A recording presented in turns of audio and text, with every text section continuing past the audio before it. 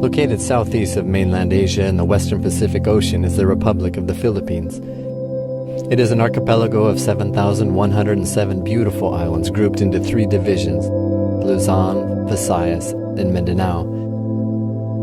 From its majestic mountains and lush rainforests to its crystal clear seas, its outstanding beauty can be seen everywhere. No wonder it's known as the Pearl of the Orient. But behind its beauty, the poverty is striking. It is evident everywhere, especially in the undeveloped provinces. Life is even harder when people get sick. Getting assistance on time is risky and sometimes impossible due to the mountainous terrain in very remote islands. Despite all these difficulties, God has sent help. In 2007, the Philippine Adventist Medical Aviation Services, a faith-based, volunteer-driven organization, was born. It humbly started its work with a 2-seater helicopter, providing emergency medical evacuation in the mountainous and remote regions of Palawan. Working with local churches and assisting ministries like Adventist Frontier Missions, it helped to sustain, advance, and expand the gospel medical missionary work throughout Palawan. After 3 years, that old small helicopter retired, but over the past 6 years, God has indeed blessed PAMAS. It has grown and expanded its work to meet the growing needs of the people here in the Philippines through its aviation and medical support.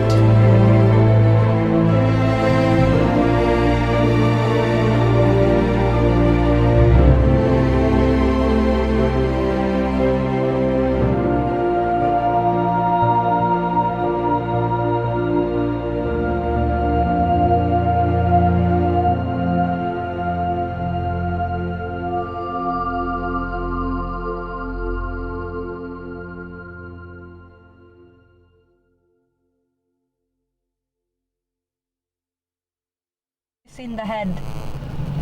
How long? Just now or? Just now. I have just now, starting to see the head. It's almost coming out, but not yet drowning. When she has her contraction, then it comes out. I can already see the head. And how many hours has she been in labor? She started in labor last night, 8 Last p.m. night. And then the of water. Yes. Broke is 11:30 a.m. This morning. Yeah, this morning. Okay. Her contractions were very weak and very irregular. That's why we're worried because. So right now.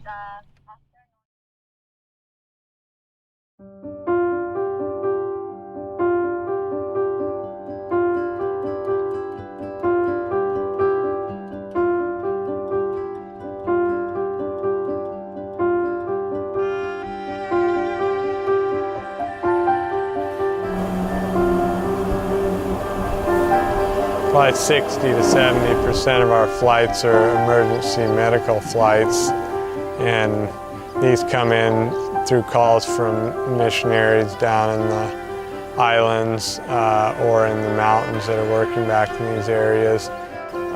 We try to assess, if this is truly an emergency that needs medical evacuation to the hospital, because obviously it's expensive to operate the aircraft. Sometimes we'll get calls where it's getting late in the day and we can't fly at night in this country. It's illegal to fly VFR at night. We had a call a few weeks ago that was getting late in the day that I left about 4:30, which I figured was about as late as I could leave and still get back before dark. But in one of the islands down off the south end of Palawan, there was a pregnant lady who was having complications with her delivery. So I flew down there and they were ready and had her waiting to load up in the helicopter. And they just had her laying in a blanket. They kind of slid her into the back seat onto the lap of her husband. I took off and headed back, and she was clearly in labor, but the delivery was not progressing, and every few minutes she'd let out a little cry or something, and I was just praying that we wouldn't have to have a baby delivered in the helicopter on the way back to the hospital. Okay. Maybe here. It's kind of in a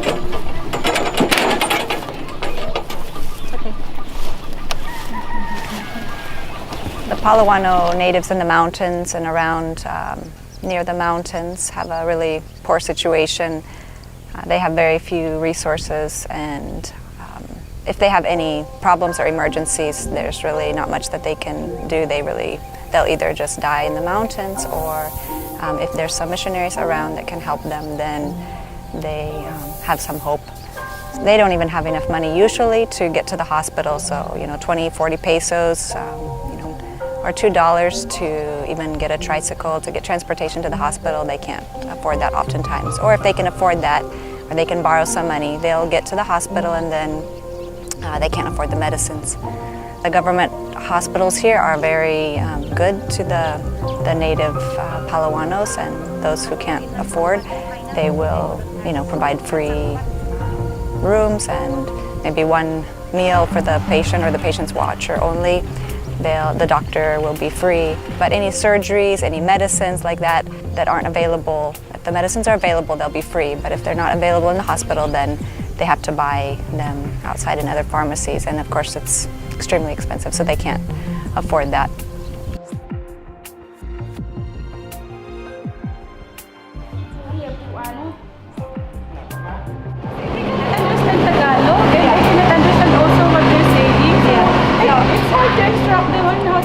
Oh, they don't know, they can't speak Tagalog? They can speak Tagalog. There should be one with them. There's one with them that can speak Tagalog. Yeah, sure.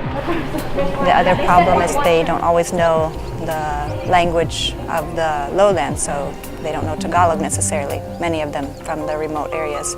So if they go to the hospital, they can't communicate with the doctors and nurses, and they're also discriminated against with their clothing or because they can't speak, and they're treated very poorly by the lowlanders.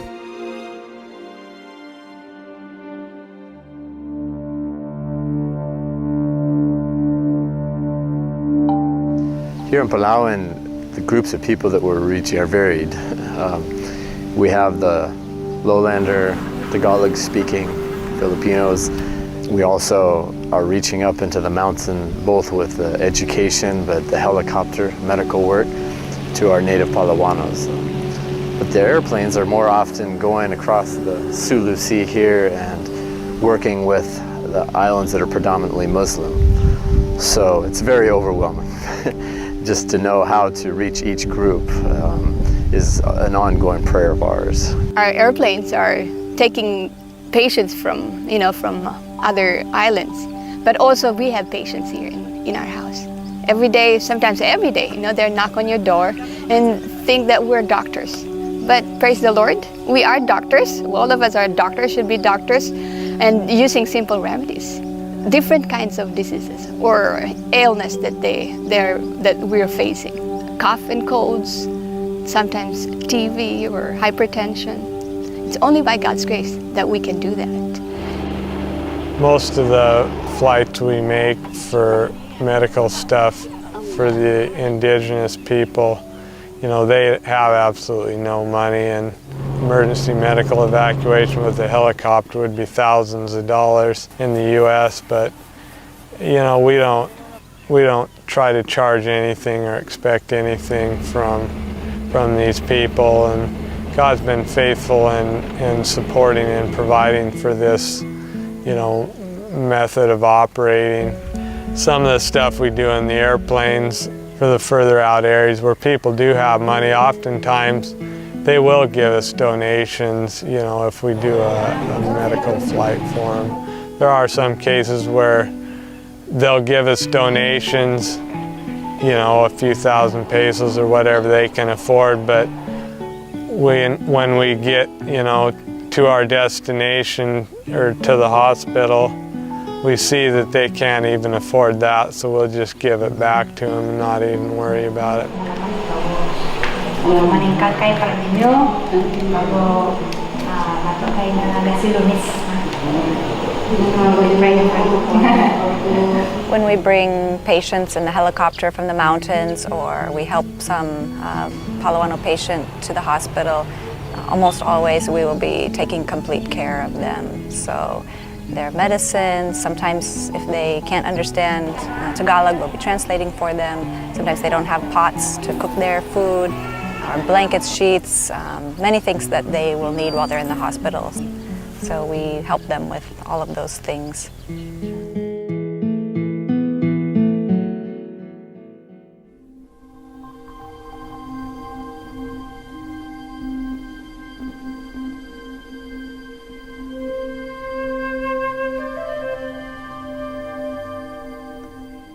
For us to get home, it's 3 hours of hiking on trails about this wide, up on one side, down on the other. Very, very steep, rainy season, very, very slippery. When you come to visit us, you will probably give some blood to accomplish that. Times when it took us 12 hours hauling people out on a stretcher on those kind of trails. And I mean, when I'm at that question, I think of Kundar. He was our next door neighbor. I really liked Kundar. He was an old man, but you know, he's just a good guy, good neighbor. And we were gone, and he got sick, and he had nowhere to go, so he started hiking out of the mountains to get to the hospital. And he made it out of the mountains all the way to the lowlands and died right there. And I just think if somebody had been there, that he could be alive today. And then you add to that we have work that we're trying to do, 12 hours hike farther into the mountains, and actually we had to close down that work because when people got sick there, it was so difficult to get them out. It was just almost impossible. You get back into some of these mountainous areas in this country, and there's indigenous or native Filipinos living back in these areas. There's still some completely isolated from the outside world. There's still a number of tribal groups that have not been touched or entered at all by people from the lowlands or missionaries or anyone. And they're still living, very primitively, just subsisting, and very ignorant, dirty, sick, huge amount of health problems. And here in Palawan, malaria is a big problem. We also see that the physical needs is not enough. That's not all that people need. Oftentimes, we can help them with their physical needs, but so oftentimes they'll have spiritual problems, or they'll have fighting amongst their family members or their neighbors, and they don't know how to take care of these things. And so we also try to help them with their spiritual needs.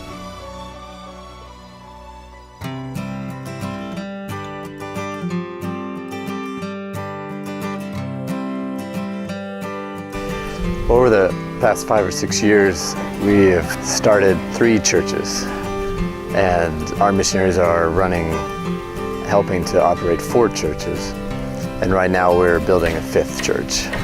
So the church planting work is ongoing, but we also find that we have to slow down because there's no merit in just building new churches. I think it's more important to God if those churches are strong before we move away and put our energies elsewhere. I thought working in PAMAS is just aviation, but I never thought that it's so vast, it's so huge that sometimes you are overwhelmed. Like every Sabbath, you can just ride your own car and go to church, but this, no. You have to have your car and then put a trailer back on it, and not just, adults who come in the church, but also the children.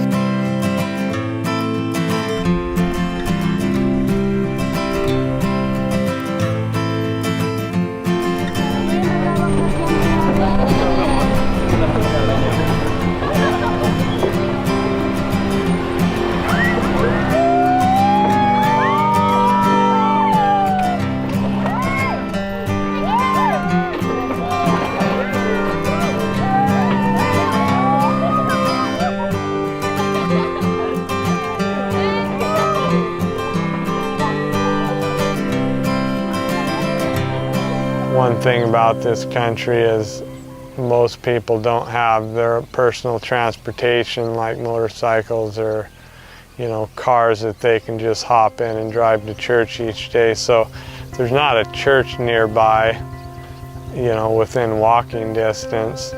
then oftentimes they want to build a church. So we have helped with a number of churches like this. Oftentimes we're not doing any more than just providing a little bit for nails and different basic things. And they're very simple. They're just bamboo construction usually with, a grass roof. But it's, it's adequate, and that's the way these people, most of them, these native people, live very simply, and so that's perfectly fine for them. Saan naman ang isang bagay ang ginagyan ng Diyos ng tubig? Ganito to. Pag-report ko dyan sa town site, ang sabi ng isa sa elder. When I reported at church in town, one of the elders approached me and asked, "Brother Nitz, are you the one who's giving Bible studies in the highland? What if there's a sheep who's going to accept it? Will there be any fold for them?" So I answered him, "Brother, if you're thinking about the sheepfold, there will be no problem with that if you just help us build a fold for the highlands." Most of our members here are natives. As far as I know, I'm the only Ilongo here. We built a small church because the members were just a few back then. However, gradually, as time has gone by, the roof is getting damaged and it has holes in it. I also noticed we are beginning to overcrowd. The members are getting bigger and the church is getting smaller, and that is why we need to extend. I think what I like most about our Bible workers is their dedication, not just to the ministry, but to God's mandate to spread the gospel.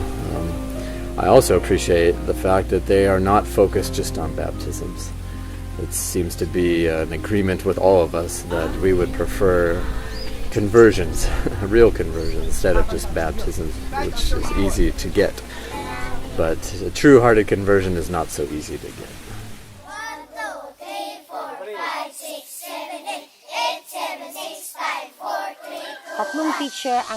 There were 3 previous teachers who were saying that they had difficulty controlling students because they were always having fainting spells. But actually they were being possessed by evil spirits.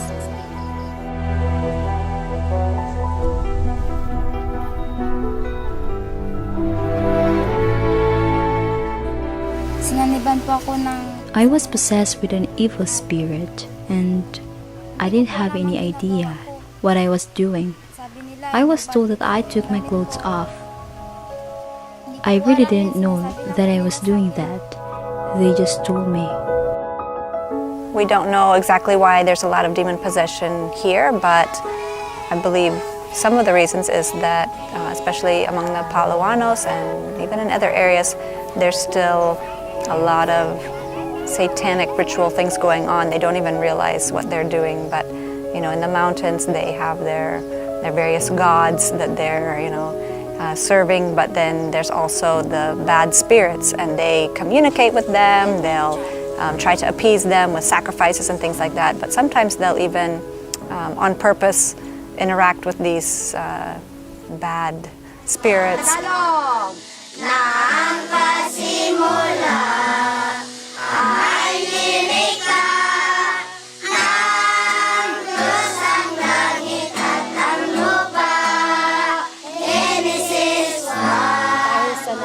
Because of what we have heard, we were afraid, but we depended on one. It was God alone whom we depended upon, and He was the one who gave us strength and wisdom on what we should do. Since we arrived here, nothing else has happened. There has been no more demon possessions.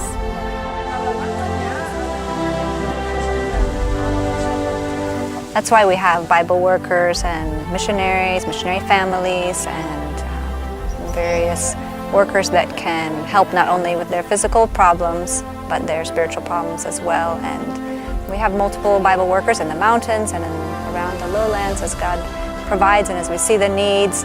Many people are requesting help.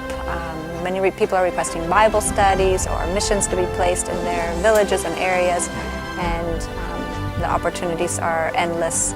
We desire to see the whole Philippines, covered with air support. That would mean having 4 or 5 air bases with a helicopter and maybe an airplane at each base. And now, with the helicopter, 1 hour on foot is equal to 1 minute in the helicopter. I mean, we can go places and do things, you know, medical emergencies. It can make the difference between life and death. There's no doubt about that. That we can get somebody out of the mountains, we can get them to the hospital quickly, efficiently, without the trauma of hauling them on these steep trails. To me, it's really neat to see technology, which very often is used for just rich people, but to have it being used for aiding the poorest of the poor and forwarding the work of God and giving that privilege to people who would otherwise never have it, to be saving lives, to be taking the gospel. What a fantastic chance to do that. Talagang mahirapan kami. It would be very hard for us without the presence of PAMAS because we can only transport patients here by sea. So we would like to thank the PAMAS family and the service that we have been looking forward to for so long, and now it is within our reach. During the rest of the year, the ships do go, but very sporadically. So when it comes to medical emergencies, the only way to access these people, give them the care that they need, is by air. But I have to say, even though the dangers are real, the most rewarding part is when the head doctor from the island texts me and says, "Sean, the baby lived," or "the mother lived." Some of the passengers will text me themselves and they'll say, "Praise God, last time my wife took the ship and our baby died. This time she rode the airplane and I have a son." So even though the dangers are real, and what we have to face out here in this tropical weather over this ocean is challenging, but when we know lives are being saved, there's a reward that comes from that offsets any of the challenges that we face. There's a big need to get in and to reach these people with the gospel, and also with health education, with different things that'll improve their lives and lead them hopefully to be saved eternally as well.